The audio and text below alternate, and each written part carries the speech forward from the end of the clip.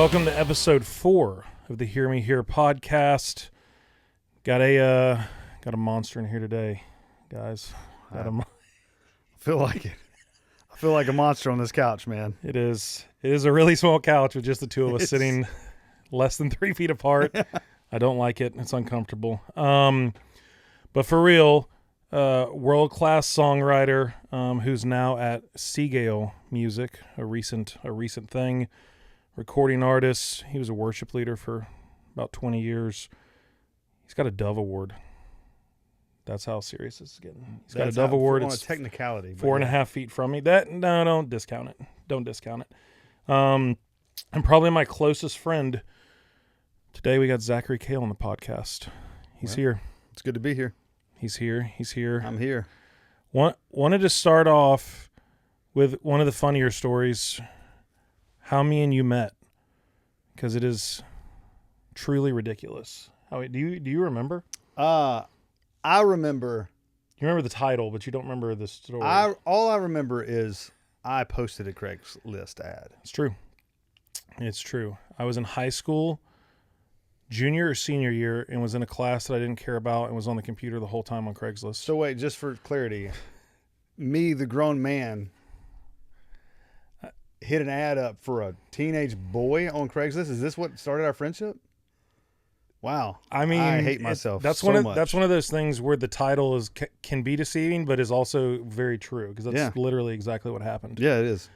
So I saw a Craigslist ad for, it was no details, just church looking for guitar player. That was it. That was the whole detail. No phone number, no nothing. And I remember I contacted the Craigslist email. And like 10 minutes later in class, I got a call. And I remember the class was so lack. I took the call during class. And you were like, hey, I'm a worship leader at a church in Snellville. Do you want to play guitar this weekend? I was like, yes. You gave me the address. We didn't even do Planning Center back then. You just emailed me songs. And I remember the email was like, I don't know what key, no info. I don't know what keys we're doing these in. They're these songs. Be here for rehearsal. And that was it. And from there, for 15 straight years, I think pretty much every Sunday until you moved to Nashville, we played music together at church. Yeah. Which is crazy. Answering a Craigslist personals ad. I don't think it was in personals. I think it was under jobs. It definitely was under jobs. Yeah, I do remember making the thing, and it's interesting that I think I had one response. That's so weird. It's crazy. Yeah, maybe it's still up. Maybe I should check the email. Maybe I could have found a better guitar player or a worse guitar player. But I definitely wouldn't have found a better friend. Hey, oh man, we're making T-shirts in here today. That's it. But yeah, it's kind of crazy when you think about the amount of life and friendship and stuff. It literally a Craigslist, probably putting no thought behind. I know you didn't, because there was no details in it. There was no thought behind it. Just, we got to get a guitar player, and boom, 15 straight years. We did the thing. It's been fun. It has been fun. It's been fun. But obviously, since then, a lot has changed. You have leaned in, pushed in, and gone on to be what in my book, would be overly successful as a songwriter, which I feel like maybe you don't remember. I don't know if you black it out or what, but I remember early on you'd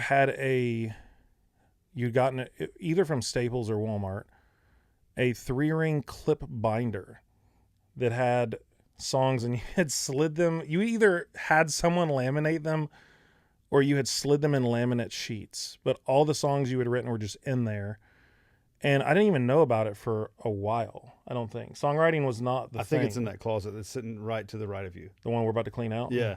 Yeah. Yeah, we're not going to show that on camera, because it's not the one dirty spot. But there are guitars that I don't know that I have that are behind things in that closet. And I always make fun of Zach because he has cases for literal cases. He's very like me and loves the gear, but not just gear, just loves... If he buys literally anything, a new flashlight, if they make a case or a strap for it or something, he's purchasing it. Yeah. In every color. It's incredible. But I remember that, and I remember looking through it one day, and I remember seeing all these songs and realizing that it wasn't just the church side and the worship leading, that there was like obviously a whole lot more there. And I know you dabbled, obviously. I know you put out some records. We did a little bit of touring off one of them, that kind of stuff, but it really wasn't, I wouldn't say you were a diligent, I want to sit down and get serious about this songwriter. Correct? Yeah. No, I mean, I enjoyed writing songs. I remember my dad was a really, really, really great guitar player while he was alive. And I remember thinking I could never play like that. So I didn't really pick it up. I didn't really think too much about guitar. And then I was dating a girl in high school who her older brother was just, I just thought he was super cool, and he started playing guitar. And so I was like, I want to play guitar now. And then I remember bringing a guitar home, and my dad was basically like, now you want to play? Like, now you want to play? And he was just kind of kidding with me. But I remember as soon as I learned, the 4 basic chords every guitar player will learn, G, C, D, and E minor. When I learned those, my first thing wasn't, let me try to play this song that I know. It was, okay, well, I just want to put a melody to this, and I want to write my own songs. But I never really thought, from the songwriting aspect, I never thought like I could make a career of that. Yeah. Because I feel like a lot of songwriters, it's probably a little bit longer answer, but I think there's a lot of songwriters that have the imposter syndrome. Like, that's a real thing that most days we think that we are faking it till we make it. And then one day we'll be found out, right? That we're just not good at what we do. And, so songwriting for me was just simply, let me just write some songs, and I enjoy doing this, but I never thought it would be, what it is. I never thought it would pay for this tiny couch that we're sitting on. Yeah. And a whole lot more. A lot more. Yeah. These pillows too. The pillows too. Yeah. And I want to get back to your dad in a second, because I did have a couple things on that. But before, the transition from doing this for fun, like, to doing it for real with you was kind of a movie, if you want to put it that way. It was literally like the script of a movie, because, and I'm going to let you tell it, but the song that kind of broke you, I guess, if you want to put it that way, the song that broke you was a song that you'd probably forgotten about. You had written semi in passing, and it wasn't, I mean, I had heard the majority of everything that you had written up to that moment, and I had never even heard the song. So I guess it was that important in your mind and your catalog, of songs, because I had heard a ton, probably, 50, 100 songs. I never even heard that song. Right. Do you tell us how that happened, how that phone call that you got out of the blue, out of nowhere, and kind of what that was like? Because to me, it's the coolest story of what you've done so far. It's just so out of the blue. It's awesome. It is a little made for the movie.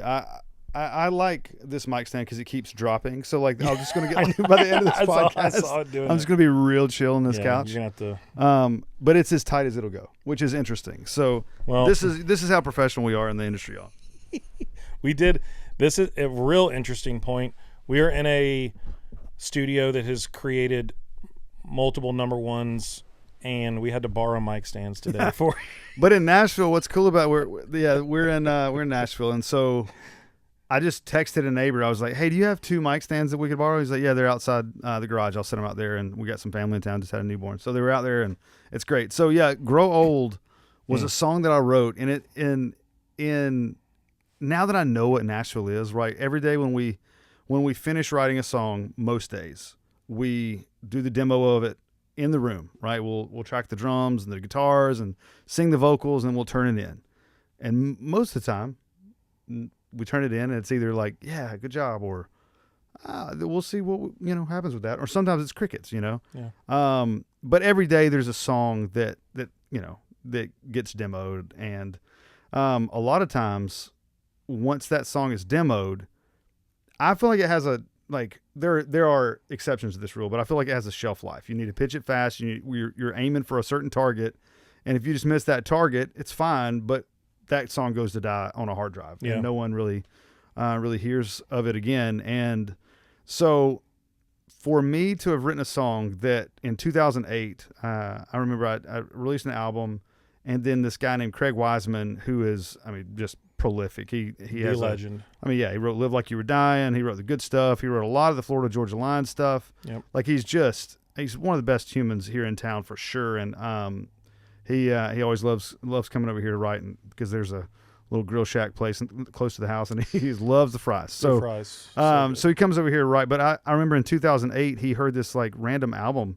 that we toured off of for a second, and liked a couple songs on it, and so he brought me up to write with some of his writers, and I wrote with this guy named Kanan Smith, who's just a great person, great human being, great songwriter, great singer, great artist. He actually has a song, I think, right now with Tyler Hubbard that I think is going to be another number one for him. So it's huge congrats to him. So anyway, so we wrote this song 2008. And I was, up here in Nashville, and I'd spend like, a week or two writing with those guys, and I'd go back down to Atlanta where I lived at the time. And I remember we wrote it, and I moved back down, or I went back down to Atlanta. I met my wife. At this point, couldn't care less about coming up to Nashville to write, because she was my world, and I was inspired to write songs because of how much I loved her. And but I didn't think anything else of this. And we just kind of went heads down in ministry for, man, what is that, another 10 years? At least, yeah. And I was leaving the gym one day. I just wanted to get it in that I do, I occasionally lift weights. You work out, it's cool. Yeah. No, it's like, sometimes do I got pull-ups and kettlebell work, stuff like that. Nothing too crazy 26.2, but like it's whatever. And so I was leaving the gym, and I got an email that said that Florida Georgia Line needs your licensing info, and I was like, I don't know what licensing info was. This is spam. And I barely knew who Florida Georgia Line was at the time. I can barely even say it now. But they were at the height of their career. It was their huge album, Dig Your Roots. Yep.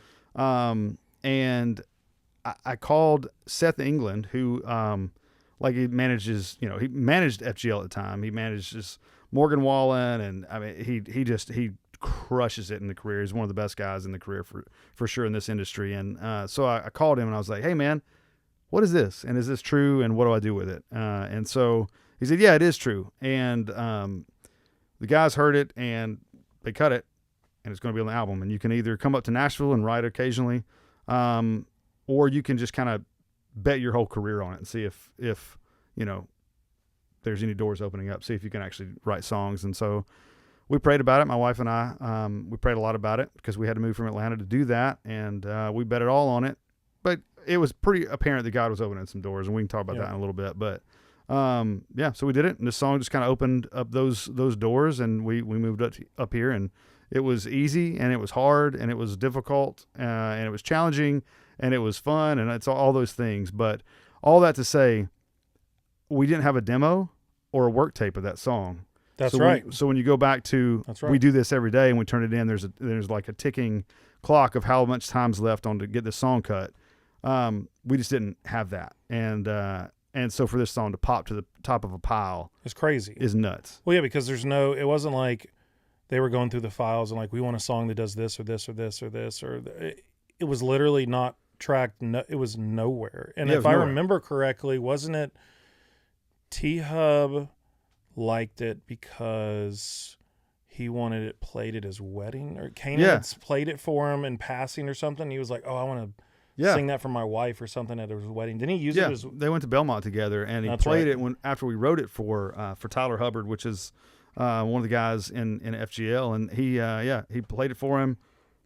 T loved it. And all those years later, when he got married, he was like, "Hey, what's that song?" They had to dig through some files just to find the lyrics, I think. And so he sang it to his wife at the wedding. And then the president of the label, kind of like, from the story at least that I heard, was that he kind of lost his mind over it. It was like, this should be the next single. And then they heard "Holy," and so that was the next single, which is, everyone gets their thing when they get it, and timing's everything. But it changed our world. That little song was something that really picked our head up and made us go like, all right, God. Yeah, I remember I was playing guitar at a youth camp in Panama City, and we were hanging down there, and I remember my phone rang. It was like 10 times in a row, and it was like ZK, and I didn't have my phone on me, and I went over, I was like, oh my gosh, Zach's called me 8 or 9 times. Like, someone has died. And I remember calling you, were like, bro, I got a cut. I was like, what are you talking about? Like, I mean, that's how out of the blue. I mean, there was no Wildly out of the blue. Wasn't even trying to do that. out of nowhere, which is, I don't know if it's a testament to, I feel like it's a testament to how good the song was, obviously, because it just came out of nowhere. But it's kind of funny. You have these people who are just like 30 years, like digging, trying to get a cut. And Yeah, it's hard. you weren't trying to get a cut. You weren't trying to get a cut and got one. No, I mean, it would, the equivalent to that would be like, I'm not really an actor. I'm not trying to act. I'm not trying to do any of that stuff. And to get a call and be like, hey, we've cast you in the next Marvel movie. Yeah. You're like, no, yeah, for real. Wait, what are you talking about? That's the magnitude of what that was. Yeah, it was changed so our cool. But then, like, I feel like a lot of people look from the outside, and I'm not going to peel the onion the whole way back, but I feel like people look from the outside and be like, oh, well, that happened, and then just boom, boom, boom, like number ones with Gabby Barrett, like all this crazy stuff that's happened. Like, it was not that at all. And I know like I said, not going to peel the onion the whole way back, but I remember I'm talking going for broke, grinding. Like, I remember you saying, because at the time, like, I was, like, when we were hanging out and cutting your worship record and all that, like, I was the one who knew Pro Tools and knew Logic, and, you'd kind of lean on me for that stuff. And I remember you calling me one day, you're like, I'm going to become a master at recording as soon as I can. And I remember it was almost like 2 or 3 weeks. You just went in the dark. Like, you were down here in the studio. This was over here at the time. Like, the room was flipped. It was flipped, yeah. And you just literally stared at a screen and, no joke, learned more, and I think and became better than most major producers that I know and have worked with at Logic and at recording and at recording vocals and at programming stuff in literally a matter of weeks. Because me and you are kind of the same in this. We go overboard, obsessive on things, and you did. And I remember you just like going for it was not I got a hit, I'm going to sit back and smoke a cigar and have a drink and just like number one start piling on. Like, so I don't want anyone to think that. It was overly a unthinkable amount of work to get where you're at today. Yeah, no, it was. Well, I think life runs on parallel tracks. And so it's not that you're having good and bad, at different times. It's usually good and bad are happening around the same time, right? Like that it helps your perspective. And I think sometimes when, at least for us, when we moved here, it felt like the easy part was getting the cut because we couldn't control that. But then when we moved here, this town is so talented. Like legitimately, like we were getting coffee yesterday. And I think I just sang something under my breath, just naturally, I probably just a goofball and kind of hum a lot. And the girl on the counter was like, "You sing, I sing," and she's like literally started singing. Yeah, she just like did a run. It's crazy. And so I feel like in a town with this many talented people who are, and I truly believe this, that like they are better than I am. Like they're way better than I am. And God just opened up a door and it was only that. But I think work ethic really matters. And I think sometimes the thing, you can have your own work ethic, but when we moved here, a publishing deal fell through after we moved here, which there was money on the table for that. And they let some creative directors go, which means that no one really knew who I was because I just moved from Atlanta, and then I had a job that was like, oh, this isn't going to work out. So there was like this like year-long period of desperation of like, what's it going to take? And I was just noticing that the people that were getting in the best rooms, and by best rooms in town, I mean the rooms that had the most likelihood of getting a cut, right? And cut being a song recorded. It sounds kind of backwards if you don't know the industry. Like a cut means that a song got recorded. A hold means an artist liked it enough or a label liked it enough to kind of grab onto it and hold it for a second and go, hey, we're going to put this in a pile of songs for the artist. And, and so, I just went heads down. I was like, all right, I got to figure out how to produce. I don't know how to do that. And luckily, I say this a lot, and I really do mean this. I feel like that technology caught up to my stupidity. And it just allowed me to be able to get out of what was in my head a lot easier, and just made it more accessible to me. Like, I don't think I could have done the career that I have now 20 years ago. I honestly never thought about that, but in that grind year... But you are stupid. No. Well, no, but in that grind 2 or 3 years right there is when Logic and Pro Tools and everything went from you have to be a recording studio or someone who, I mean, I remember we had that DigiDesign massive 003 console, and I remember you used to have the iLock with your like you had all these things. Like it would take a wad of money, and you had to have all this specialized stuff. And in that 3 or 4 year gap, I think is when everything really got to, I don't need a Mac Pro anymore. I can literally do this on a laptop. Like a lot of things changed in that time period. But I think even if it hadn't have, it might have taken 6 weeks instead of 3 or 4, whatever. Like the time would have been longer, but you probably still would have mastered it the same because you were committed and going in. And you're like, if you're committing to something, you're going to do it. Like you're not going to give up halfway through or 3/4 of the way. No, I'm not, and I'm also really, really lucky in life to have like friends like you, friends around the industry who I can go, hey, how do you do this? Yeah, like I mean, and that's the fun part. There's just put good people in your life, and you can learn a lot of stuff. And a crazy supportive wife who was, bury yourself in the basement for a very long time and get excellent at this thing. Who also is, when we talked about the song "Grow Old," that you didn't know was buried in a folder, and I definitely probably forgot it was buried in a folder. She was the one who was like, "That's the song." I'm like, "What are you talking about? That's the song." Like, and she was like, you should play it at the wedding. And so I played it at our wedding, and then, what is it, 4 years later, 5 years later, that's the song that popped off. So anytime I play a song, I always watch her reaction and go like, is this the song? Yeah, is this the one? You can tell. She's the meter. Yeah, she's definitely the meter. She usually calls them. I forgot about that. Yeah, I forgot that you recorded that for your wedding. So the proposal, I wrote a song for the proposal, but I sang it at the That's right. reception. Okay. That's right. Yeah, the proposal song was different. Yeah. Because I remember that. Okay, yeah. I was about to say, that confused me because I didn't remember that. You played it at the wedding. Yeah, I played it at the wedding. I remember sitting there with Nathan. That was so funny. That's, long. That's another story entirely. But I wanted to back up because obviously we just like jumped way ahead into the career. And your dad was prolific. I would say out of most of the people I know, if you Google their dads, there's not going to be much. And I hadn't done it in a while. I think there was a time period a couple years ago where like a video of him came up. So I like Googled, but I Googled last night, and the whole first page of Google and the majority of the second was actually stuff about him. Yeah. And he died. How long has it been? Was it 07? It's been almost 20 years. Okay. So I was 25 when he So 20 years and still 2 pages of Google are him. So that's obviously a testament of his impact on people. Because I mean, obviously I know he was a music director for a long time. He was a band teacher, did a ton of things. And I didn't even know, I found like tons of recordings from his band. Yeah. I mean, he had a band. Didn't he go like childhood viral? Like yeah, they had a huge band when Dexter and the what was it? Dexter and the Derbies. That's right. Yeah. So he went like childhood viral with the band.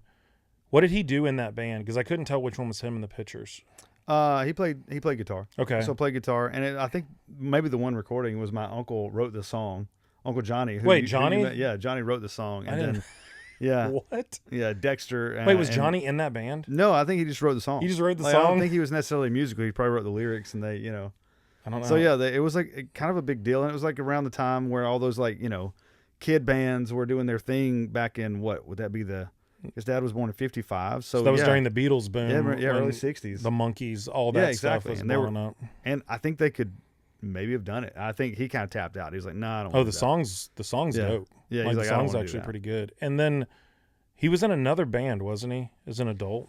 Yeah, they were really good. They what was the name? It was a garage. What was so there was at at one point he was in a band called Denim, where they were just that's the one. like, Okay, that's the one cover I knew gigs. of. Yeah. Yeah, Dad was always like, he was really, really good guitar player. Like, it's freakishly good. To the point of like, you would hand him like his guitar and be like, hey, like, I mean, he taught like a guitar class in high school, and all these kids would be like, how do you play this Michael Jackson solo, like in this certain song? And he'd be like, oh, it's pretty easy. It's just this. And like, kind of first try would know the solo, like to anything. Like you could hand him a song for like Freebird. If he had never heard it, you could hand him the guitar and be like, how do you play that? And he was like, well, it's this scale and they're just doing this. And he would almost play you like verbatim back. That's wild. And so as he got older, it's not like he got worse. Like I remember like 2 weeks before he passed away from like a muscle disease, like was in a chair, couldn't get out of like anything. Right. And we handed him a guitar and I was like, how do you? And he was like, kind of like shredded on it. I was like, well, all right, cool, man. Well, I can't be that ever, which was good. Cause it's like, he didn't ever expect us to be that. He expected us to be us. My brother and I. Well, and that's what I was gonna. Did he? Because obviously your brother's a musician as well. Ian's he's a great drummer. Mm-hmm. We've gotten to play together a handful of times at church and stuff. I remember one Christmas Eve we got to play together. That was sick. But what did he? Because I guess he passed away. I think it was like 3 or 4 months before we met, before the Craigslist ad. Did he hear? I guess he wouldn't have heard any of the second record. No, I guess the EP was the only thing he had heard of yours, right? Recorded? The EP, and yeah, I remember the first time that I recorded a song, and I did it with this guy named John Jackson down in Tuscaloosa, Alabama. Big John. Fantastic producer. Yep. And I did this song, I think it was called like His Arms, and I got the first CD, and I pulled up to the house. He came outside and I played that song, and it just like how proud he was of me. Like he's like, as soon as it ended, he was like, play it again. Oh, that's awesome. Play it again. And we probably listened to it 6 times in a row. He was just very encouraging. And there was always the encouragement. I remember I used to, I was a pretty decent trumpet player back in the day and did some like symphony work out of college and some jazz stuff. And so I remember in high school, I was going out for all-state jazz band. It was like it was something he wanted me to do. I don't know if I necessarily cared about it as much, but it was like, as a 9th grader, like I had a temper, and I don't know if there's any such thing as an angsty teen though. That probably isn't something that exists. It's probably only me that was going through like stuff like that. And I got so mad because I kept missing this one note that I just like threw down the trumpet. Like I was like, oh, I threw it down. And like, he didn't even, like, he was just like, hey bud, could you not throw the trumpet down? Like, it's like, oh cool. And it was just this encouragement. He was like, that you right now at what you think is your worst is one of the best things that I've ever heard played in 9th grade. And it was just that level of encouragement at all time of just speaking belief into his sons. He just never stopped doing it. And so I think that's why, even though there is a fake it till you make it mentality in my industry, there is also the belief that I can do something that I set my mind to. And I think one is from my Heavenly Father of make sure you remain humble. And then there's the other that's from my earthly Father of that you can do anything that you set your mind to. Yep. And so I'm really grateful for both perspectives in my life. Yeah, he sucks I did not get to meet him because I've heard so many crazy things, and like I said, I'm sure there's probably like videos online that you've never even seen because the impact was so wide, man. Like there's like Facebook groups still like talking about him. Like I found one the other night. What was it? Memories of Mr. Dexter. Well, I mean, it was just they had, like, I think there was nicknames. There's Doc, right? Yeah, like, there was literally Facebook groups still today of people who were talking about like this music and I remember this and I remember this in band class.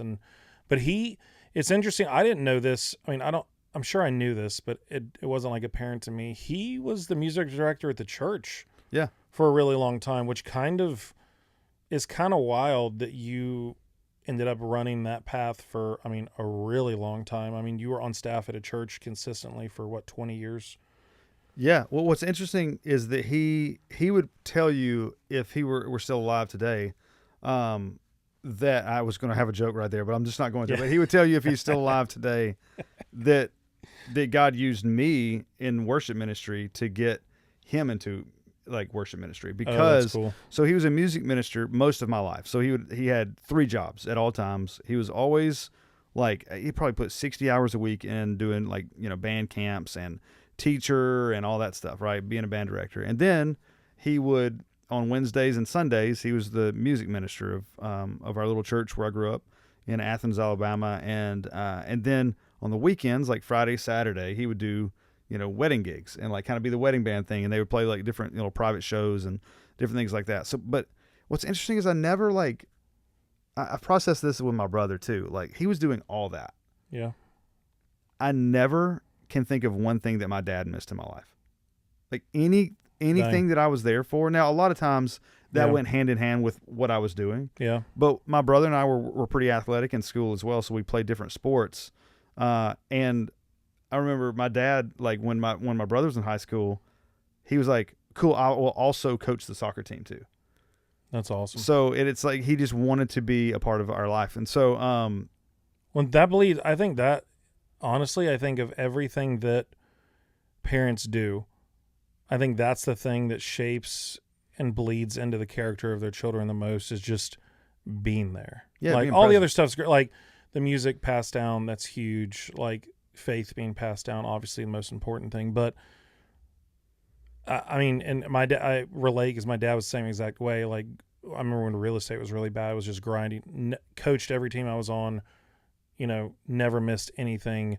And I get a lot of that from people like, oh my God, why are you driving? I'm in the hauling industry, why are you driving till, 4:00 in the morning? It's like, well, I had to coach a baseball game and that was like prime time, but like, I'm not missing anything ever. Right. Like I'm not doing it. Like if I have to take a red eye, whatever it takes, like I'm going to be there. And that's so cool that, yeah, I've never heard you talk about that stuff. I didn't realize that. It's interesting, yeah, because he was a music minister. So I'll finish kind of like how I got him into it, because I remember at 16, I accepted Jesus as Lord and Savior, going down the interstate, eyes wide open, under some power lines from Hartselle, Alabama to Athens, Alabama, and my life, as far as just my eyes were open wide to the world of just theology and following Jesus. And this was a time when like modern worship music was breaking, right? Like the early Passion worship albums, and Chris Tomlin, he was just coming up. Like there was even Curtis Chapman. There was even at one point, like I called Chris Tomlin. I was nobody. I was no one, right? And I called Chris Tomlin, and he called back. Like, I mean, it's nuts, right? He'd already done Passion. The very infancy of Christian. Yeah, exactly. And I remember my dad being a music minister, doing, hymns and choral arrangements and stuff like that. When modern worship music came to be, it's like for him, a light bulb clicked on where it was like all of his worlds combined. Oh, that's cool. It wasn't, I have to do like choir and everything. Now, this guitar thing that I'm really good at is just the other expression of my worship. That's cool. And so it kind of blew his mind. And I remember, you go through stages of your life where you get really cynical, right? And oh yeah, I remember, you start learning a little bit behind the scenes of some of those things, and you just get cynical. And I was at a worship conference with my dad, and I remember Paul Baloche, which is just such an icon. Open the eyes. Of my... Exactly. I remember thinking, we were at Billy Graham's The Cove. Oh, dang. And Paul was going to play, and I thought, man, I was like early 20s, right? I was like, if he plays friggin' Open the Eyes of My Heart, I'm leaving. Like, come on, guys. We got to be more creative and everything than that. And I remember Paul set this thing up. And this is probably a year and a half before Dad died. Yeah. So he still couldn't really function too well with his muscles. And I remember Paul saying, "Open the eyes of my heart." And I looked up, and Dad was reaching his hands as high up as he could, Yep. In pain and in worship. And it hit me in that moment that God was like, "Hey, remember that thing that I called you to do? Oof. This is what I'm talking about." I remember you telling that story many times when we would do that song. Yeah. I feel like at every church we were ever at, there would be a Sunday and you would do that song and tell that story. Yeah. And I know you're not, I guess, leading worship every week at a church anymore. But that's coming back. I feel like worship got where all genres of music go, which is where you were at. This cynical, this simplicity is stupid. We need to make this weird and do as many things as we can do and make it busy and all this stuff. And I saw a video the other day, and it was Chris Tomlin doing How Great Is Our God, and it was the roof was floating away from the building that they were doing it in. Sure. And I was like, I feel like that's coming back. Well, like, I feel like the simplicity of just, this is who Jesus is. This is what this is. There it is. I hope that's coming back. It is. Yeah, I'm telling you, it is. I hope it is. If not, I'm gonna do everything I can do for my we can help, right? Like, for my tiny town to bring it back. But new country hook right there. My tiny town. We're gonna wait to release this podcast. Yeah, until after this is a hit. Yeah, let's go ahead and write my that tiny and town. demo that out tonight. The way I look at church stuff is like Justin and I earlier we went to we went over to Crema, right? Like which is Crema is a great coffee shop here in Nashville. I'm actually gonna get mine. It's really good. But like Starbucks was halfway between my house and Crema. We drove out of the way to go to Crema because like this is a really good cup of coffee. Yep. Right? Like this is ridiculous what I'm about to say out loud with how much we paid for this coffee. I'm here for it. All right. So you can, like, if anyone's listening, you can shame me into this. I got hoodwinked here. Is that the term? It is. It's what the new kids are saying. Is that what the new ones are saying? Hoodwinked. Hoodwinked. We can't say hood anymore. I don't think episode 4, I'm going to get canceled. It was a mechanic store. What were you talking about?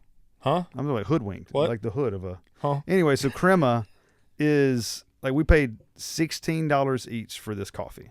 I wouldn't do this every day. I probably wouldn't do this every month. Disclaimer: Zach did buy my coffee, so That's true. He did buy this cup of coffee. So technically, he bought two $16 cups of coffee. But Starbucks was on the way, and we had coffee at the house. But Starbucks was on the way, and I didn't stop at Starbucks. I stopped for the $16 cup of coffee because I think what's happened in the church world is it's become Starbucks. Ooh.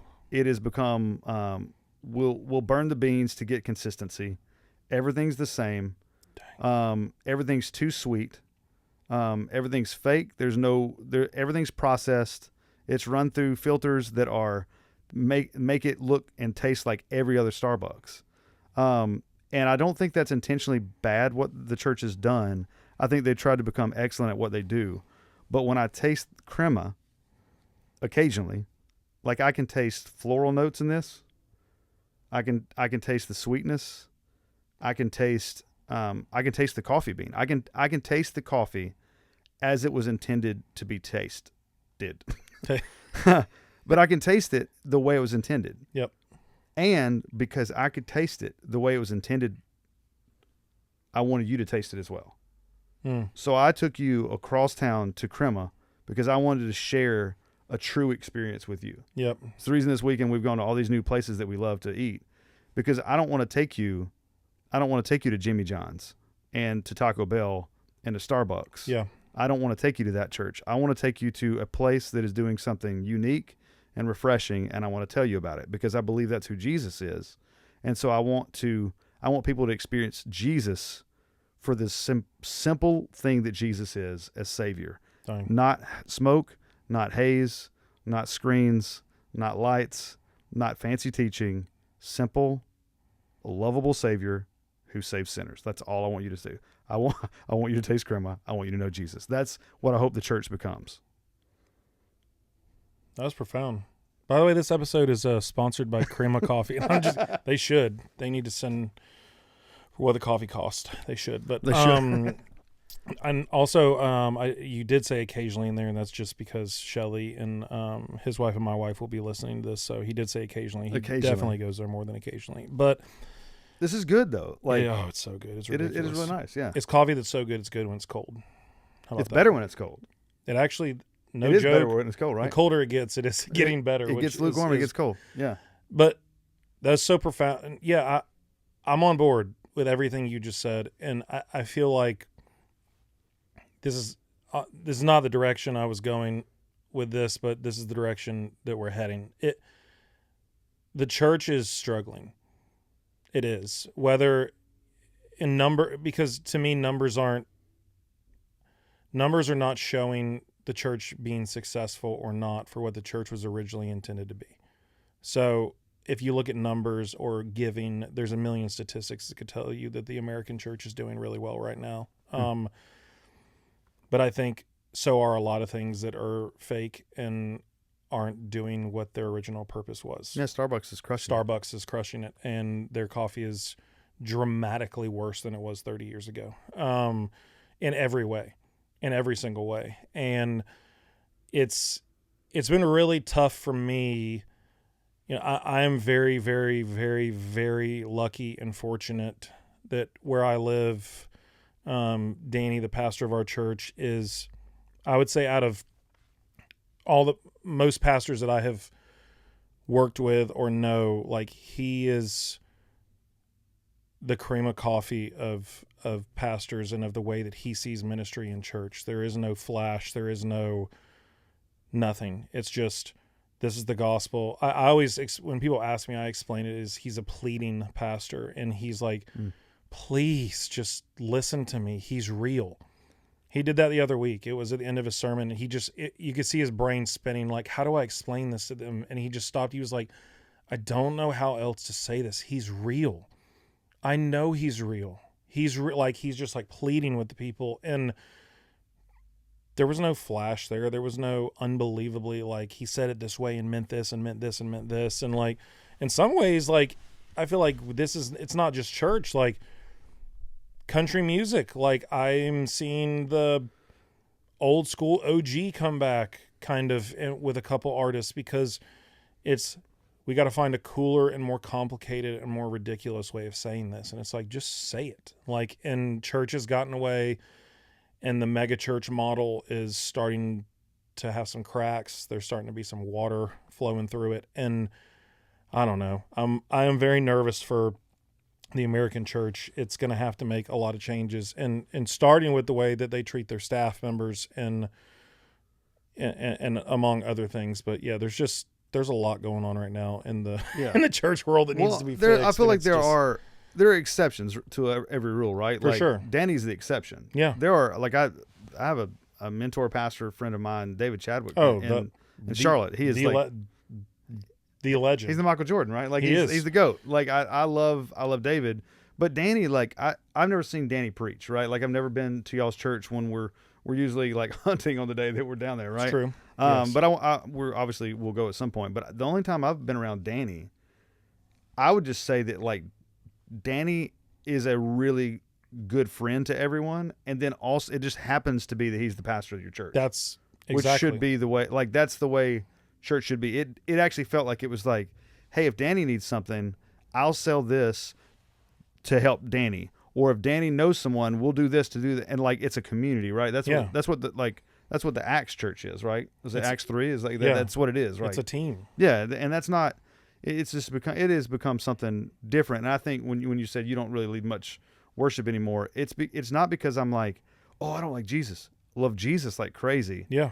I don't know what is next. I don't know how to fix it, but I know that I don't want to continue doing what we were doing. I don't want to be like the problem. If I think there's a problem, I remember, I don't know if it hit me in 1 week of leading worship at a church here in town, which is a great church, great pastor. I can answer to you that it was not in a week, because I remember you slowly processing through that. It was not, there was not, I don't think it was, you could start to see cracks. Yeah. I think for me, it just became, like, my face is huge on each side of the sanctuary. It's a dark room, like lights and haze and all that stuff that I just said a second ago. And I remember sitting there thinking, over time, I guess, like, if Jesus walked out from side stage, would my first posture be I'm proud of what I'm doing? Or would it be a repentant posture? Would I be actually heartbroken of what I've done? Now, granted, anytime Jesus walks out, Yeah. your natural posture is going to be repentance, because of how good he is. And I think it would just sink in how not good we are. Right. Yep. But yeah, it just hit me, and I'm like, and we're still trying to figure it out. We always talk about this, Yeah. right? Like always trying to figure this out. And so the people that are listening that are in ministry, like, I have nothing but support for you. Like, if you need anything, call me. I'm here. I'm here to help. I'm here to help even process, right? Like that's the thing. But as I process, Yeah. right? Well, and I think they all feel it, because even Yeah. when I talk to guys who are still like major mainstream worship leaders at these monster ministries, when I'm talking to them, they're having the same conversations that me and you are having. And if we're just calling a spade, like, they're just not financially able to just quit being the thing that they have been for 20 years. They can't just quit because No, it's attached to they're it, right? supporting their family. Yeah, they can't just stop. So it's like, I feel like they're all there. I don't think there's a worship leader that I know right now in the country, which isn't that many, that I know or talk to on a regular basis, but none of them are like, we're killing it. This is exactly what it's supposed to look like. Right. I love this. I want to lean into more of this. They're all like, something has to change. I just don't think anyone has come up with the answer, and I'm not really seeing it done. So I don't know what the answer is. That's the struggle. Well, I also think, I think part of the answer is discipleship, right? Like true discipleship between believers and life on life. I remember we were at a church in Atlanta for a long time called Perimeter Church, and they had a curriculum, just life on life discipleship, and it was intentional, right? Like there was a lot of spiritual growth when you're diving in to Scripture. It's life changing, right? Like that's the like it will change you if you read it. Yeah. Right. There are times in my life where I'm like, I'm just comfortable. I don't know if I want to be changed, And so the intentionality, because God requires a lot of you, right? You will die to yourself. He will let that happen. Yeah. And it's always you're better for it. There's not been a hard season that I've ever walked through. Right. Nashville being one of them. Yep.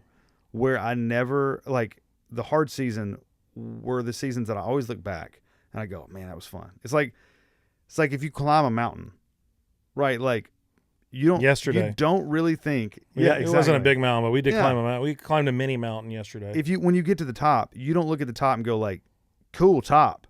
You think about how hard it was to get there, and it makes the top better. Yeah.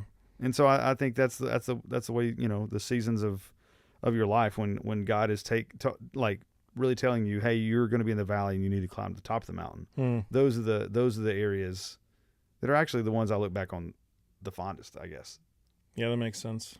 I love that. I remember a buddy of ours in Charlotte, and this kind of has to do with this. I just love this story, and I know me and you have like told it back and forth 100 times, and it changes a little bit every time. I can't remember exactly what he said, but it was so profound because it's kind of like what you're talking about, but it's not giving up during the climb.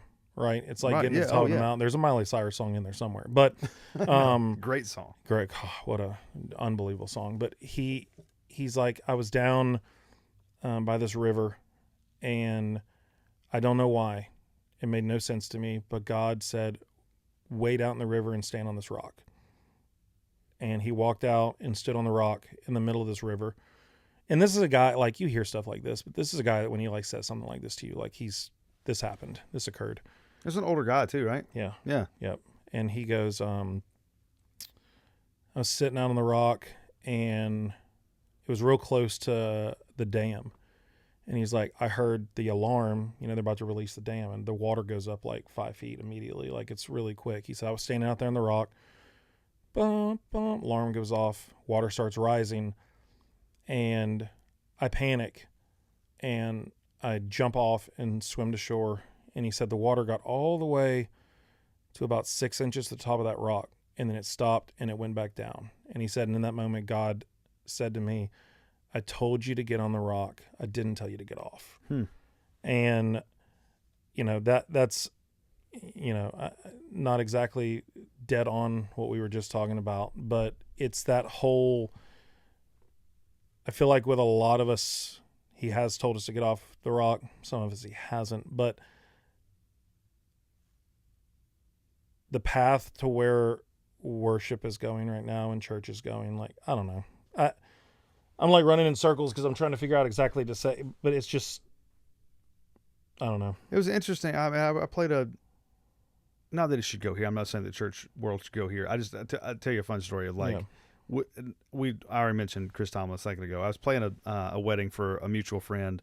And so, me, Nathan, and Chris Tomlin were playing this wedding. And I remember, it was a church in Atlanta, huge pipe organ, like massive pipe organ. And Nathan was playing piano. I was playing acoustic. Chris was playing acoustic and the pipe organ. And we were singing kind of normal worship songs or hymns with a pipe organ and just like some dudes on a guitar and piano. Oof. And I looked at Chris and I was like, this feels like the direction it should go. Hey. And he was like, I think so. And I was like, well, you'd be the one. You'd be the one to lead it, man. You can do it. But it's gone a different way and it's fine. It's just, because this was, I mean, probably 8 years ago at this point. And I feel like the worship music now has become a way of making a lot of money. And a lot of times the churches that are doing it take the publishing from the writers that are actually doing it. Oh, big time. And so, I've got a problem with the worship world of stuff. For sure. But I love the writers of it. Like I love the artists. I even like the churches. I don't think all parties know exactly what they're doing to each other, because again, once you get out of that world and you start looking around, it helps you gain perspective. And a lot of those people can't gain that perspective because their jobs, their livelihoods, or their family's insurance is tied to it. Yeah. So I don't blame them, but I am very grateful that I've been able to gain some perspective. Whether it's right or wrong, I don't know, but I think. Well, I think it'll be good for all those people who are still who respect you, and because like you said, like you're able to give them music business advice, which is a trap for a lot of the worship world. And I mean, we've seen it over and over and over again, just like what you're talking about. It's kind of a race to who can build the biggest worship night tour, or who can do this, or who can do that, or who can get the coolest country artists to feature on their stuff. In the Christian world, it's just, I don't know. It's like the Wild Wild West right now. I don't know what's going on. There's no consistency, and it's just up and down. When you were saying that with the Tomlin, with Chris at that wedding thing, I hope that's the way it goes. That it was would be so awesome. cool, man. I've was seen so it. cool. Because when I think about it, the most powerful worship experiences I have ever been a part of were not massively program produced services. And I know and I know this is the cliche thing to hate, right? I know everyone's like, oh, the fog and the it's a cliche thing to hate, but it doesn't necessarily mean it's untrue. Like, I feel like the simpler, the better. And there's a worship artist, I think Sean I don't know how to pronounce his last name. Curran, whatever. He just came out with a worship record, and it's called Getting Back to the Basics. Is that Carrie's husband? Maybe. I don't know. I think maybe it's not. Skinny dude always wears a beanie. I think that's Carrie Job's husband. Is it really? I think so. She married Sean Curran? Is it Dang, Sean I didn't Curran? know that. No, I don't know. is it? We need to look. I'm making some stuff Okay, up. we need to look this up. I'm making some stuff. He may have up said here. something there. I did. But he's got a song called Basic, or it's either Simple Worship or Basic Worship, and it is. I'm like, oh my gosh, if I could write out the architectural plans for what worship music should be for the next 10 years, it's backing up and making it simple again. I'm looking this up. Please be right. I'm not editing it out, so if it's in there, it's in there. She's married. Is it Cody Carnes? Anyway. Oh, she's married to Cody Carnes. He's okay. That's the Firm Foundation guy. Okay. Good song. Great song. Huge song. She's amazing. She's amazing. He's All those amazing. guys They're are all great. great. Yeah. Again, when I say that, like that world of artists, those are genuinely great people. Heck yeah. Who I don't. Yeah, I have nothing but support for them. Yeah. It's just I don't know. Please write with me. I need hit. No, it's not that. No, yeah, and it's one of those things where it's like the process and it's like like a lot of people hate where college football is going right now, but they don't hate college football players. No, like they're in a system that is doing that to them, and they are like, of course they're going to get $11 million to be the spokesman for Zaxby's because they're getting handed $11 million. It's not their fault. It's the fault of the people that are allowing them to be handed $11 million and to transfer 11 times in a season.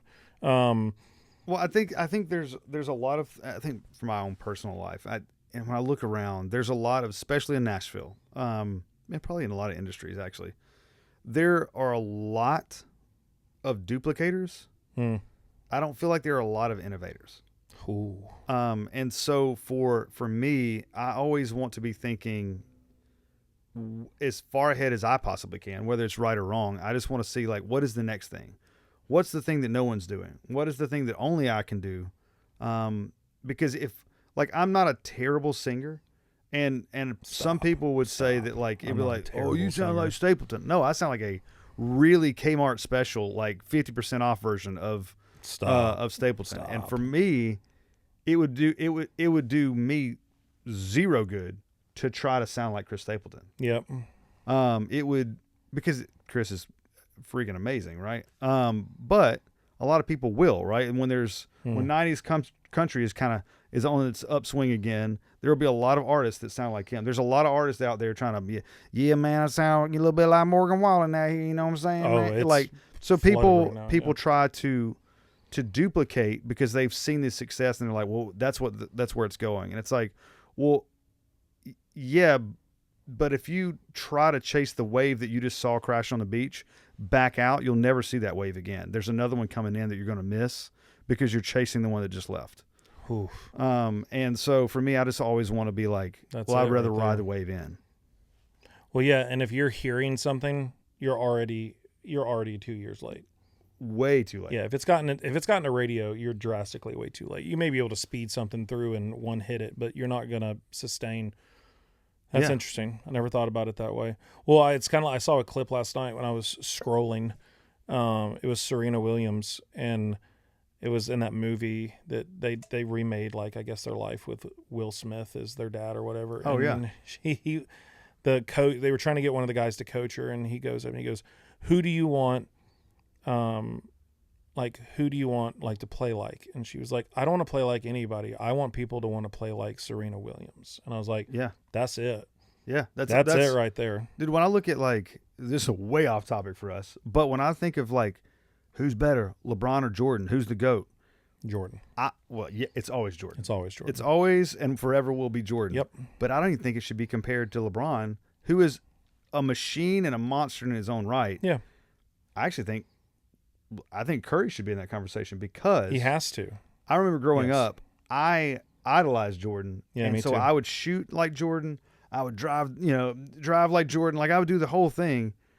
And Curry's the one who has changed the way kids have played now. Like, he's actually innovated a game. Yeah, with his shooting. Again, and, you're right. I'm drawn to innovators. I want to see, like, love him or hate him, Elon Musk is an innovator. You dang right. You know what I mean? Like, it's crazy. Literally changed the face of the world. Like, changed the face of the universe. Right. Like, not just the world. And this may run into a tangent, but Not you, man. No, yeah, not me. But me and my brother were talking about NASCAR the other day. And I didn't think about it in other sports. I only thought NASCAR was a sport that was suffering from this. But when you just brought that up, and then as you were saying that, I jumped to baseball and I jumped to football. There's rarely anyone in any field, any sport, anything that transcends what they're doing. So, good, for instance, in the 90s, Jordan transcended basketball. Yeah. I mean, every human on earth knew Jordan. No one hated him. Everyone loved him. It was Michael Jordan. Every classroom I had were quotes, posters on the wall. Jordan was everything. He's a pop icon. The icon, NASCAR, Dale Earnhardt, transcended the sport. Sure. Had literally cars. Chevy was making Dale Earnhardt edition vehicles in 2 or 3 different types of vehicle. Dude was on the Tonight Show. Transcended the sport. Right. Every human knew who Dale Earnhardt was. And with baseball, you had all these massive stars. Football, you don't have that anymore. You just don't. Like, as NASCAR is a dying sport because there isn't a superstar who transcends the sport. And I feel like as big as LeBron is, LeBron has not transcended the sport like Jordan did. And in baseball, there is no Babe Ruth. There is no Alex Rodriguez or whoever it would be in the 90s. Like, that's gone away. And kind of with music, because maybe there's so much of it. And I don't know. It's just I think that's it. I think you're right. I think there's so much of it. And I think that's exactly what causes it. Back in the day, prior to anything social media, right, you had to be so prolific that people had, word of mouth had to spread. Like, you had to be so good that someone in South Africa, like, would wear your jersey. Yeah. Like, that's crazy. Like, there's Dale Earnhardt merch somewhere in Tokyo. Oh, there is. There's some old guy in Tokyo with a flat bill hat smoking Marlboro Reds who's got a Dale Earnhardt shirt on, and he's awesome. Yeah, I mean, there's that thing, and I think now stuff just hits our algorithms at such a pace that we just there's all sorts of greatness that we see. Yep. Jordan just struck fear in people's hearts. There was a different thing with Jordan. I'm sure there was a different thing with Dale. I never grew up a NASCAR fan. I've never thought about this, but maybe that's what it is, because I mean, the Intimidator, that was his name. It was because interesting. If someone saw him in their rear view, they were terrified. They knew they were either getting wrecked or passed. That's it. And you have to watch the new Earnhardt documentary. Oh, yeah, I'd love to. seen. I mean, I'm like you. I watched all the things. It's the best documentary I've ever seen. By far, any sport, anything, it's phenomenal. But it's the same with Jordan. Yeah. Jordan struck fear in everybody. It was, I mean, golf, another one. Who has transcended like Tiger? No one, man. No one. It's crazy. Like, I mean, it was the Tiger effect. He'd be 10 shots back, and he'd get one birdie, and it was like me and Dad watched every tournament golf. That's all we watched. And it was, everyone start freaking out. And here he comes, birdie, like, sure. And he transcended the sport. Every human on earth knows who Tiger Woods is. And it's sad that I don't know, it just doesn't happen anymore. Well, no, I mean, he would intimidate people. Like, I'm sure you've seen the clip of where the golfers, like, they're at the driving range getting ready for the tournament. And guys like, hey, when you use your irons, like, you don't leave any divots. And he was like, no. He just kind of like brushed it off. He was like, no. And you could tell the other actual legend, profound golfer kind of looking at him like, why am I leaving a divot? Yeah, why don't you leave divots? And Tiger, so in his head, was like, yeah, when I'm striking the ball, I don't leave divots. Bro, I bet that dude had the worst round. That dude was calling every golf coach in the country, he was Googling, how do I get rid of divots? Why am I leaving divots? Yeah, the intimidation factor is certainly a thing that adds to greatness. Maybe that's what it is. Maybe all those guys carried the intimidator, Earnhardt, the intimidating factor, and maybe that just doesn't exist anymore because everyone is equally intimidating. Well, I mean, but the greats to me show up in the moments that matter. Like this last Olympics, man, we're way off topic, but the last Olympics, Curry single-handedly defeated the other team's like psyche. Yep. Like when shots were going in and he was making everything that he was throwing up, he hit the moments or hit the shots when the moments mattered the most, and he just killed the morale of the other team. Jordan with the flu. Come on, man. Yeah. Ridiculous. Earnhardt rolls his car, gets into the ambulance, looks out of the ambulance window, thinks his car can run, gets out, gets back in his car, fires it up, and finishes the race. Really? Yeah. The only thing that would make that story better is he gets in the ambulance, drives it, wins the race in the ambulance. See, now y'all just got an insight to what our real conversations are like. Not that this wasn't a real conversation, but yeah, it is. I will say. Can you imagine getting past in an ambulance? You're sitting there, and then he just like he just pulls his glasses down, and just looks at you, and like laughs and just drives off. Yeah. If anyone was to do it, he could do it. He did race Jay Leno on tractors on the Tonight Show one night. Really? Had 2 tractors and raced Jay Leno. It was pretty epic. Research that clip. I'm gonna look at it. Yeah, what a legend. But yeah, it's just I don't know. We didn't mean to go on a 45-minute tear about how negative and how the world. It's not better or worse. It's just different. It's just not it's not the way that it used to be, and that's fine. It's all good. Well, Like, I mean, we consume it so fast now, right? Like that's Yeah. that's ultimately it. And I think that goes back to, here you put it all. Let me try to put it all back together, right? yeah. So yeah, I did. I we took it apart. consume Put it so back together. fast, which also is why I think churches lost a gear, right? Ooh, Where did it. we're circle. going so fast that the thing that is real gets hidden with so much processed speed and just we gotta do this. Did you get the coffee? Did you get the coffee in the lobby? Did you get the thing over here? Did you? There's free merch for the first time visitors. That Jesus gets lost because we're moving so fast. Oof. And then it also goes back to why now it's harder to get a song recorded by an artist because there's so much music coming out. Like Morgan, I mean, he released, was it 37 songs on that I last album? saw that. That Like, is it's wild. Like, wild. and they know that we need to release this amount of music because people are going to just cook through it, and they'll let us know which songs are the great ones. Yeah. And those will be the hits, and we'll let America be basically the A&R for this record. And so it does work.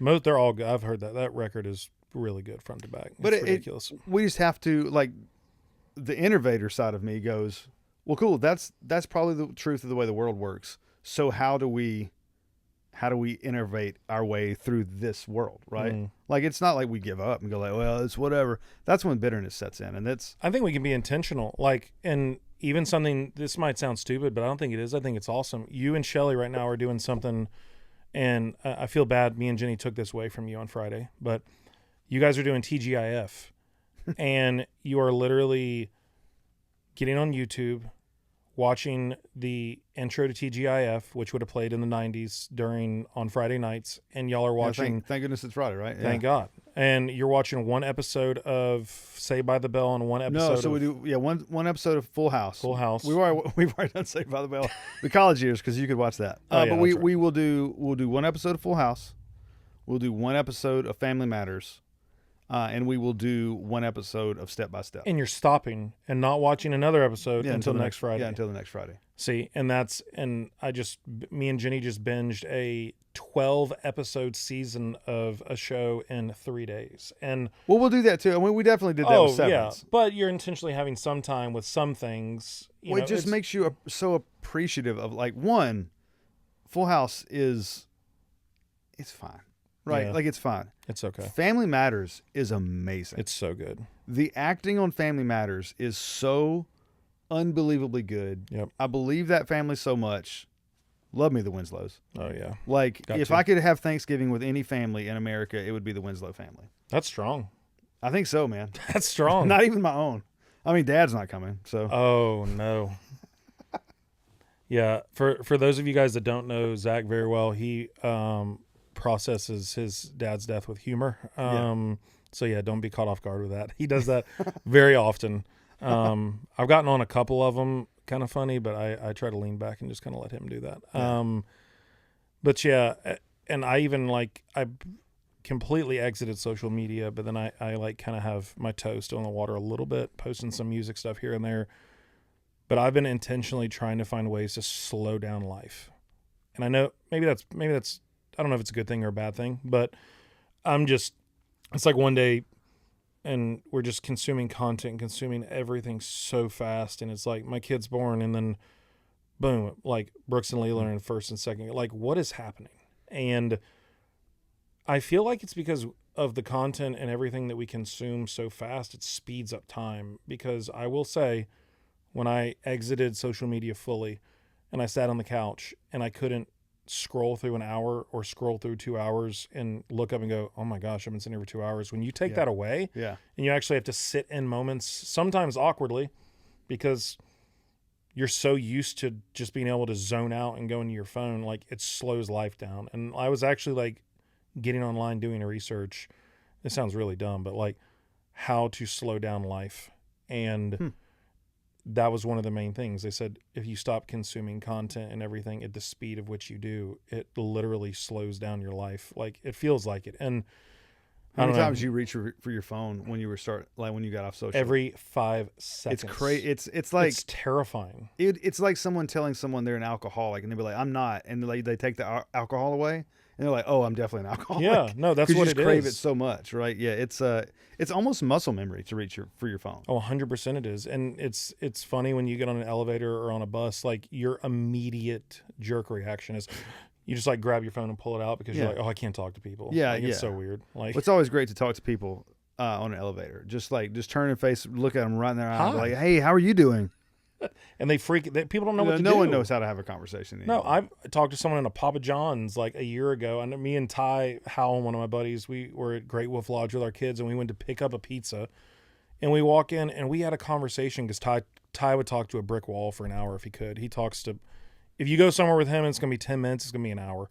And I love it, but it's wild. Yeah, Ty's amazing. And we talked to this person and they look at us at the end, they're like, that was so incredible. And we were like, what? And they were like, just having a conversation with someone. Like, no one does it anymore. And it's so crazy that the simplest of things like that, like we've done that with church, we've done that with music, we've done that with everything. And it's so much. It's almost like the solution to everything is just to go simple. Well, we like yesterday, we took y'all down to this property that we own south of Nashville, like way south of Nashville. Way south. It is north of Cuba. It is. Yeah. Don't have to worry about that. No rafts involved. None. And so yeah, it's south of Nashville, and the little town, like when you drive through it, it just reminds you of like Mayberry a little bit, right? Yep. Like you live in the same basic where I live. town in Georgia. Like it's just AI doesn't really exist there. Yep. Like it was kind of crazy. In the words of Shelley, no robots. There's no. She said no robot dogs. That's right. Yeah, no robot dogs. Which, if you take 10 seconds on YouTube, is terrifying because these guys walk up and kick this dog in the side, and he rights himself and like barks. Yeah. I don't like it. Yeah, man. I don't like it one bit. Yeah, it doesn't need to bark at me. No. Or No. right itself. If you kick a robot, it should fall over. They should thing call has it. balance They should call it a control. robark. They should definitely. Shouldn't they though? They could. They could. I mean, it's not. I don't think it's too late. If they do, That's we're what gonna, I'm talking about. I'm an innovator. See, you're going to need Look, I was here for it, so Okay. we are going to need royalties. Robark. If someone names it, that we're going to need royalties from that because it was said first here. I like dad jokes well before like I was a dad. I just think they're fun, man. The king, I will tell you, he's going to. No kings, I've dude. talked about no kings. No yeah, kings. we can't. Yeah, don't want to get canceled. No kings. He, Ty Howell is the king, the literal king of dad jokes. I'm talking to the point where his wife is either crying, laughing, or looking at him and going, I don't get it at all. Like, he is a walking bank of them. If you spend an hour with him, you're going to hear 20. Love it. And Zach is going to get to spend time. We're going on a duck trip this year, and Ty's going to be on it. Ty's going? Ty's going, dude. He's going. I love Ty. Yeah, this is the first that his wife is hearing about him going. But I don't think he Ty is knows going. how much. Like I think Ty's just awesome. He is such a good guy. I met him one time, but I feel like we got like a year's worth of hanging. It was one one day. It was an immediate. He's that guy. You can become quick friends with him, and it's funny. I pulled over. I went over to the farm where my parents live the other day, and there's just Ty. He's just standing out there talking to my dad. They've just been out there, and you get them two together, two world-class talkers. They could have been out there for 3 or 4 hours. Did he just drive by and just see your dad out and just like stop? He was dropping something off, but it wasn't to dad. It was for me, and it was a trailer. He could have just unhooked and left. Yeah. If he knows you're in the vicinity, he's going to talk. He's going to find you. Oh, and he's going to talk for a long time, Yeah. which is great because it has never once been a bad thing. It's just hilarious. It's so funny. Well, I do feel like people like that is slowing down life, right? Like when you like find people You're right. that you can have a conversation with that like, I bet both of those men, if they said nothing of like value to each other, they added value to their life in just the friendship, just the moment of 100%. talking. And you'll get way more out of that than you will scrolling through social media. You dang right. Yeah, if you just spent time, and I really have been trying, and and it's funny that people hate on that. Like anytime I try to leave social media, there's always the same 10 or 15 people like, "Oh, you're leaving again." It's like Yes, because I know it's such a massive problem, and I'm trying. Like, it's so addicting, and I'm so in. Like, I'm trying to get off of it. It's like those. It's like your scummy friends. If you had a drinking problem and we're trying to stop, they're like, "Oh, I hate a quitter." It's like, Yeah. bro, stop. Like, those are the people. The people who do that. Those are the first people I'm like, deuces. I remember. Out. So I will scroll through TikTok, and the problem with TikTok, man, is it gets the algorithm so right where you'll have like 3 videos where you're just about to like Yep. you're like, I'm off of this real quick. Like I'm not scrolling through this. There'd be one thing that'll just make your life a little bit better. You're like, did you know? For you, it's something involving a dog. It probably no, yeah. If you show me a video of a dog, I'm in, dude. If there was a social media with just dog videos, I feel like that would be acceptable. Yeah, man, for sure. I'm in. I For download the app. sure. See, innovative. I'm And there it is. But for me, for Instagram, I will only go on occasionally to check like DMs for somebody. Like if they're like, Yeah. hey, could you play this thing or what, whatever. And because I feel like sometimes people will encourage you through a DM. I don't get weird DMs where it's like, Yeah. hey, like you won't come hang. Like I don't ever get those. Yeah. I get like encouraging ones. So like I feel like in my industry, the encouragement helps. But what Instagram doesn't help with is that every Friday new songs come out that artists release. And so being in the music industry, you'll just see like a whole like just thousands of posts essentially of like this song came out today and this artist did this and this. And so I remember one time it was a mountaintop for me. And there was, I think I had 3 or 4 songs come out on one Friday on all these different artists and all these cuts. And someone called me like, dude, you're crushing it. And it hit me then when I was like, wait, no, I'm not. You didn't see the like 17 past weeks that nothing came out. Yeah. But I saw all the other thousands of songs that came out, and all I was thinking was, why not me? Right? So that's it, and that's not a healthy perspective. Any cut that we get in town is a miracle. Any single is a miracle, and any hit is an absolute miracle. So I have to maintain that perspective, and social media is just going to lie to you at all things. Like it's not even real. It is the worst possible thing for your health and for your mental stability is social media. There's nothing worse. And I'll stand on that mountain and die. There's nothing good about it except for the, like, there are sprinkles Yeah, there are in a 5 mile wide, atmosphere, tiny little things. But for people who don't know, we didn't really go through, and we're about to wrap this up, but what are your maybe top 5, top 10 songs that have gotten cut?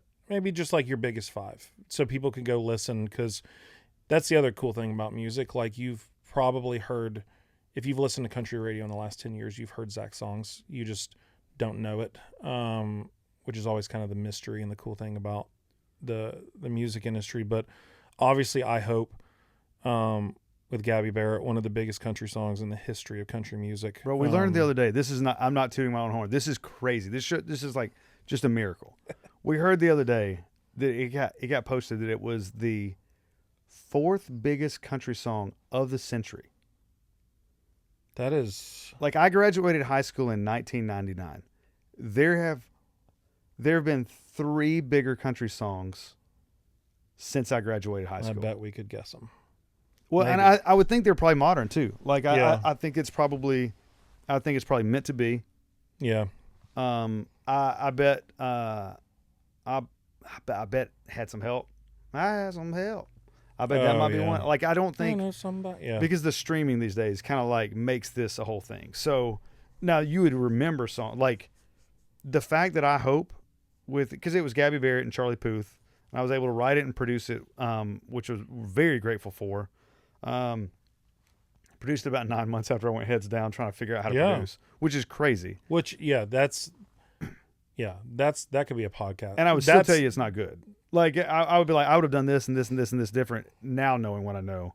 And I would probably made it worse. I would argue it is a snapshot of a moment of time, and it can neither be good or bad. It's a snapshot. Okay. All right. Yeah. It's definitely not bad. Yeah. That's for dang sure. Right. But yeah, it was big, and it was But I would tell you The that, like, fourth biggest country song. That is how crazy is that, right? Of this century. wild. Now we're only 25 years into it. Like, it's not going to be that. Bro, that's a long time. We're only 25 years. That's 3/4 of my. That's a big.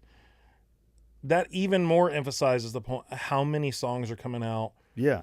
Like Morgan Wallen's 37 songs on a record, and you've got song number 4 of the last 25. But even years. at lunch, dude, we talked about great songs that have been released in this century. Hammers. That are, to me, in my opinion. Wait a second. Right? Oh, I didn't even think about that. Yeah. It's bigger than Old Red. How? Bigger than Old Red, bigger than Austin by Blake Shelton. And these are songs that would, like, I write songs because of these songs. Yep.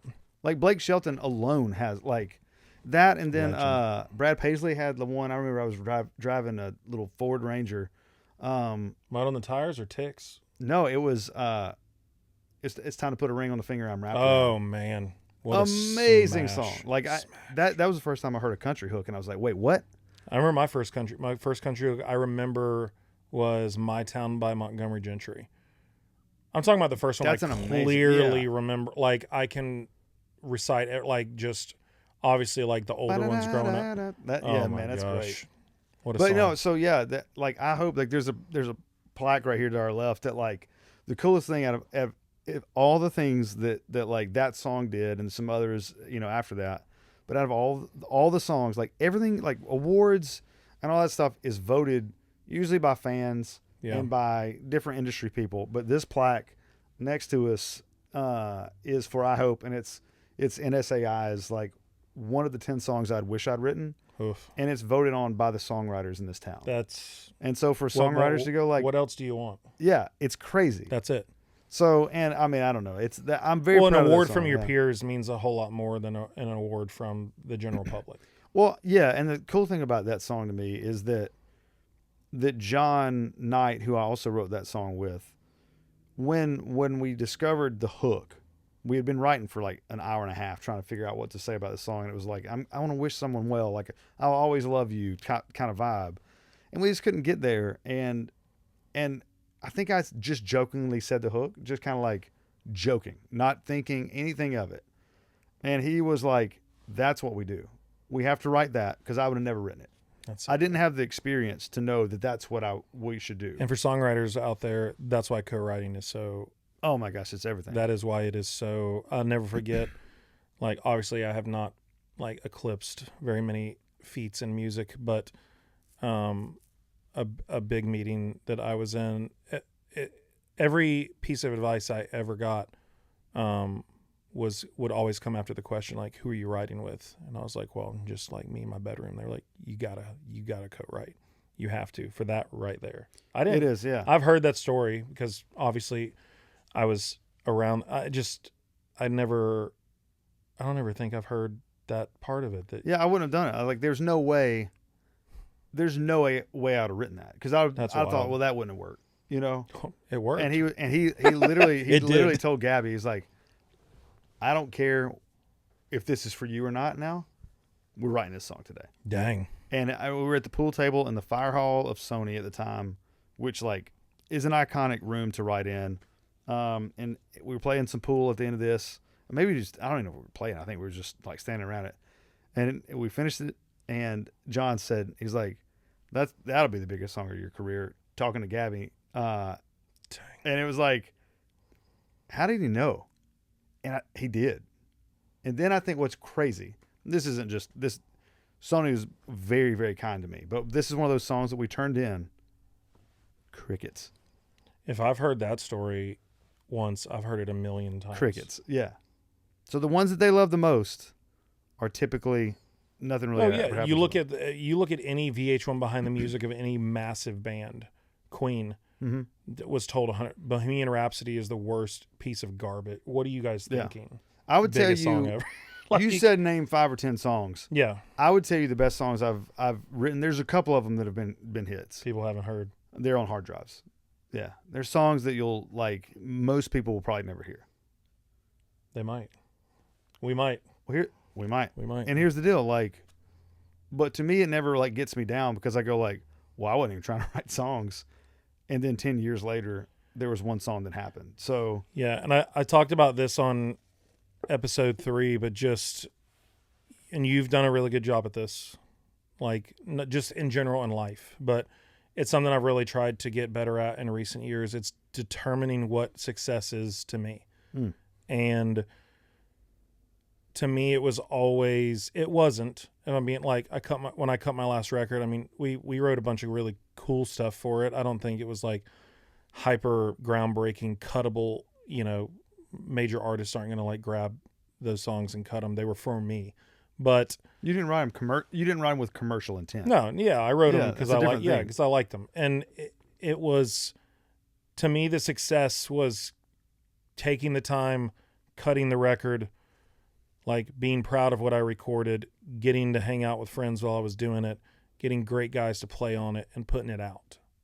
And then anything after that was great. And I think that's, to me, something that you've done really well with is when you write a phenomenal song, like you're just about writing the best song you can possibly write. Sure. And you can't control what happens past that. Really, a little bit, but not too much. Yeah, if you got $50 million, you can throw it at someone's face. You might be able to. But it's like you said, the majority of your best songs are literally sitting on hard drives. But that doesn't mean they're not a massive success. Well, thinking that they're great songs, that to me is a success. If they ever get cut, great. That's just icing on the cake. I mean, again, it goes back to the innovation thing. When I write, I try to swing big. So I would rather, like, there's a writer in town, Ashley Gorley, who is just, I mean, he's the best. No one's going to ever come close to him. I mean, I don't feel like I'm even exaggerating. He may be at 80 number ones at this point. Like it's crazy. And you become so terrifying. Good that he is very, very, very good. But you become so good and so you run it in tandem with what the radio sounds like that then the radio just kind of starts sounding like the thing that you're doing. So people come to you because you sound like the radio, but you're the one that was chasing the radio. Yeah. And then it just becomes this thing, right? So anyway, I'll never become that, but I actually never want to, because I want to swing big every time. And the goal would be for every song that you know that I wrote that was a hit, I want you to be like, oh, but that one, he wrote that one. Yeah. Like I've got a friend, Josh Keir, who's just one of the sweetest human beings ever. And he has that. It's like 10 or 11 number ones, and maybe more than that. But it's like, I know the 10 or 11, it's like, they're the songs. It's like, okay, well, so he wrote Before He Cheats for Carrie Underwood. Oh, Lord.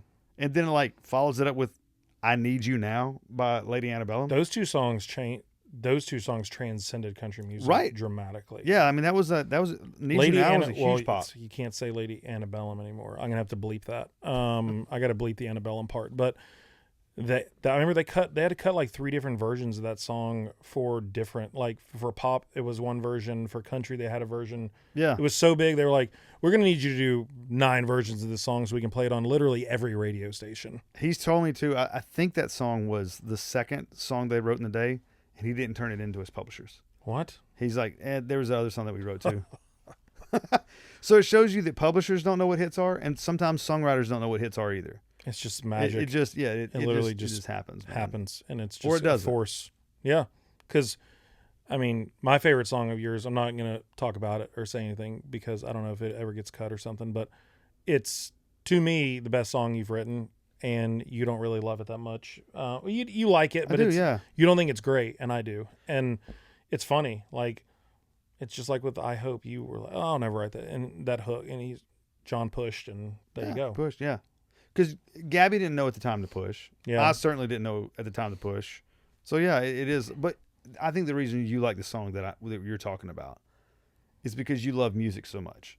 Yeah, that's true. I don't like, if Justin and I took a 12-hour road trip in the same direction, riding side by side, the playlist that we would listen to is so wildly different. Well, yours would probably just be nothing. It would probably be nothing. Literally nothing. Yeah, for those of you, like, Zach doesn't... I'd listen to The Road. Yeah, listen to The Road, or that's it. But I might legitimately think of 100 hooks. Yeah. I might record little voice memos. I get inspired by, like, just tires and stereo going down the road. Brain. Hey. It could be a song right there. Oh, there, tires and stereo. I don't know, man. My tiny town. Yeah, I'm bleeping that part out Yeah, on the podcast so it's we gonna can write sound that like song. we're just really giving it. It is. Mother- Yeah. I did have to bleep in my second one. Did you? Yep, I had to do it. It was I was telling a story, so I had to I had to tell the story right, because it was the hook of the story, and I had to say it and had to bleep it out. It's kind of embarrassing. Wow. Yep. Who were you interviewing? Jim Ronquit, Jimbo. You're the one who you remember you helped me bleep it. Oh, duck call guy. The duck call, yeah. The Jim. legend. The absolute legend. He really is. What a I great learned guy. that was a great podcast.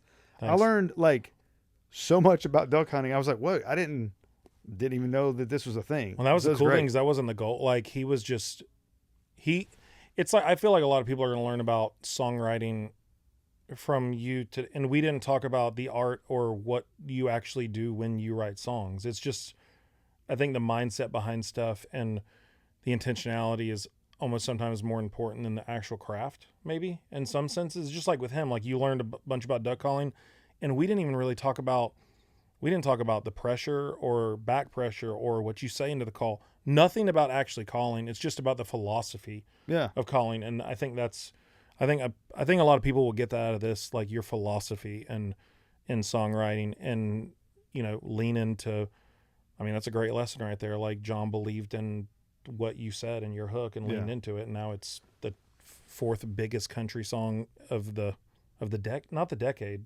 Of the century, which is crazy. Like, that's stupid. That's not even a thing. That's dumb. I know that's a true that's God thing, but that's just a God only thing, God. because I will so say, huge. I think the reason our road trips will look different, and if I ever, I tell people this a good bit, like if I ever got to write a doctoral thesis, one, I'd have to go back and finish my bachelor's degree and then get a master's, and then apply to do the doctorate. You could just do it anyway. I just do it anyway. Just do it anyway. They'll give me an honorary one, I would think, right? Someone will at some point. When is that coming? Shaquille O'Neal has like 11 degrees from Harvard or something that are really just all those guys do. They just get. Yeah, that's true. He's just for being tall, just being awesome. Just big feet. Well, he's like the greatest businessman on the face of the planet. He's amazing. But my doctoral thesis would be on that people who use their minds need to rest with their hands, and that people who use their hands need to rest with their minds. Oof. So for me, like, there's a lot of mental pressure that actually comes from writing songs. It's not an easy job, because it's way worse than sales in any way to me, because what is your sales numbers? Like, you might get 1 in every 5 people to say yes to something, maybe 1 in every 20. We may get 1 in every 100 or 1 in every 200. And so that you constantly hear no, no, no, no, no, or nothing, which you create this like creative little baby, and you're like, look at this. Isn't this thing beautiful? And to be told nothing, or to be told no, it crushes your soul. It can, if you're not. It can crush your soul. Yeah. So that's the reason, like, I like working outside. Like, yesterday we were setting up trail cams on a new property, and it's like, all right, well, this is fun. Like, this is like, we're both sweating like crazy. And for me, it was life-giving. Yep. And I remember even saying, like, oh, this is so much fun, though. It hurts so good. And you were kind of like, it's because I don't know. You work hard all day long, Yeah. and you sweat all day long. Yep. That if right now when we end this podcast, if I was like, dude, let's write a song, like, it would bring you so much life. Because it would bring you so much rest. You're because right. you work with your hands. Yep. And I think it's like that in so many different industries. And so learning how the balance of things. I had a friend recently. He said he bought a pine straw business in Jacksonville, and he's also a writer. Good business. That comes to write all the time, and he's a great writer. But he was like, I've never had more balance in my life, because a week out of my life, every month, I write songs, and I write hard, like 2 or 3 songs a day, which is a lot in town. That's a lot of songs. It's a lot of songs. And the other 3 weeks, I sling pine straw. He said, I've never felt more balance in my life. There's something there. Something there. Huh. Podcast number, whatever. So what you're saying, I need to take a week out of. Yeah. Well, I mean, maybe, right? Like, I'm not saying you take a week out of your life. No, yeah, but every month, but yeah, if you rest by creating, then create, and the other parts of your business with your hands will probably flourish, because you're exercising the thing that you're actually resting at in some way. I like that a lot. Yeah. That's what the thesis needs. Yeah, there it is right there. The problem is, Yeah, lean into I don't that. know if any of that's true or not. No, it is. It makes sense though. No, it definitely is. Okay. For sure. No, it is for sure, because when I think about it, after like the longest week, yeah, sometimes just like mind numbing cutting on a show or something. But if I sat down and like wrote or just created something on the guitar, just played and just got in my own world creatively for a while, I feel it may not be rest. It may be just creating balance. He may have cracked the other half of that. Like, it may not be rest. It just maybe it balances you out because you work say it again. If you work with your hands, you rest your. Yeah, if you work with your hands, rest with your mind. If you rest with your mind, or if you work with your mind, rest with your hands. That's it. Yeah. We did it. We really did it. That was it right there. We covered a lot just now. Yeah. We went a lot of different directions. Yeah. We talk about an hour every day anyway. We literally do. That is a fun fact. Hey, by the way, I live next to a train track and you're about to hear it. Bro, this podcast do featuring well. a train. Thank you to CSX for constantly parking trains where you can't cross the road next to Zach's house, and for some reason hammering on not a mile from your house. They don't, but right here it's right like here. It's like it's got a good echo. So I never understand too, because I think there's a train maybe stopped on the track right now too. So it's even like I gotta let you know though I'm coming. It's like, well, we couldn't cross the track if we wanted to. It drives me insane. Yeah. It makes no sense. Clears the deer though. It does. Yeah, there's a pot. We're gonna have another podcast just talking about hunting, because last 5, 6, maybe 10 years, Zach's kind of gone head in.